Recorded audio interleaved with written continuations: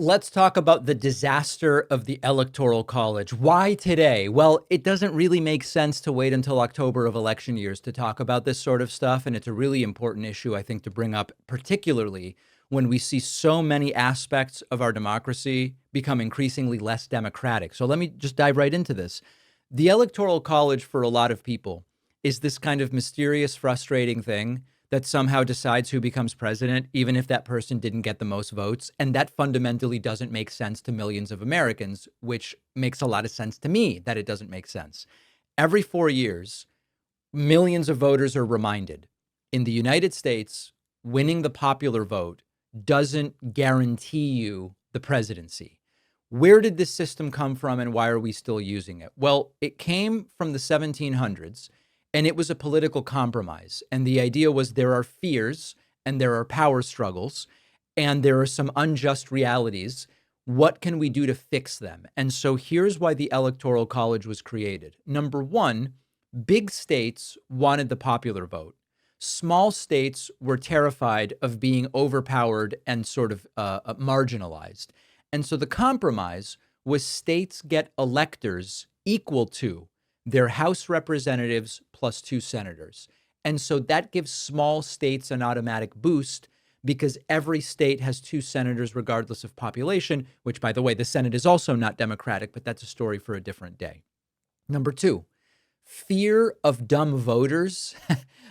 Many of the founders didn't trust the average citizen to choose the president directly, and they thought electors should make the real decision. So part of the Electoral College is the states vote for electors to represent them. The electors vote for the president. And then slavery was also a factor. Southern states had enslaved populations. Slaves couldn't vote, but because of the 3/5 compromise, they still counted towards population totals. And that gave slaveholding states more electoral power. And so it was sort of a built-in political weapon for white supremacy. None of those reasons apply anymore. Number one, we live in an era of mass literacy, of internet access, of 24/7 news and media. And so the idea that voters aren't well enough informed, I mean, let's be honest, millions of people voted for Donald Trump 3 times. If the Electoral College was supposed to protect us from people making uninformed choices, it's clearly failing spectacularly. So that doesn't really apply anymore. Number two, this idea of marginalized small states, I mean, the election is really run through the media at this point. Most people don't go to see the candidates speak, and so that's not really relevant. And then number 3, slavery is no longer legal. There is still a distribution of power from the Electoral College that is based on an original imbalance because of slavery. That's no longer relevant. And then we get to the sort of math, which is really the infuriating part. We have had multiple elections where the person who got fewer votes nationally became president. And that's kind of the design of it. In the year 2000, Al Gore defeated George Bush by 500,000 votes, but Bush became president. In 2016, even though Trump still won't admit it, Hillary Clinton got nearly 3 million more votes than Donald Trump and lost because the system gave more weight to voters in less populated areas. And that gets us to vote power. If you live in Wyoming, your vote carries way more weight than someone in California. What's the math of it? Every state gets at least 3 electoral votes, even if it has the population of a suburb. That is not balance. That's disproportionate power based on geography. So if you believe in the principle of one person, one vote, why should you have more power with your one vote in Wyoming than with your one vote in California? It doesn't really make sense. Now, there's another really weird side effect of the Electoral College. Presidential campaigns only care about swing states. So consider that one of the reasons to put in place the Electoral College was there was a fear that without it, elections would be just the biggest population centers being paid attention to. That's where the candidates would go. That's the people there would get the most information. This is, of course, before 24/7 media. But look at what we have right now. We have a system where, it's often 5 to 7 states that are where the campaign happens. California doesn't matter. They're obviously going to vote for a Democrat. Alabama doesn't matter. They're obviously going to vote for the Republican. So it becomes about Arizona, Georgia, Michigan, Nevada, North Carolina, Wisconsin, Pennsylvania has been important.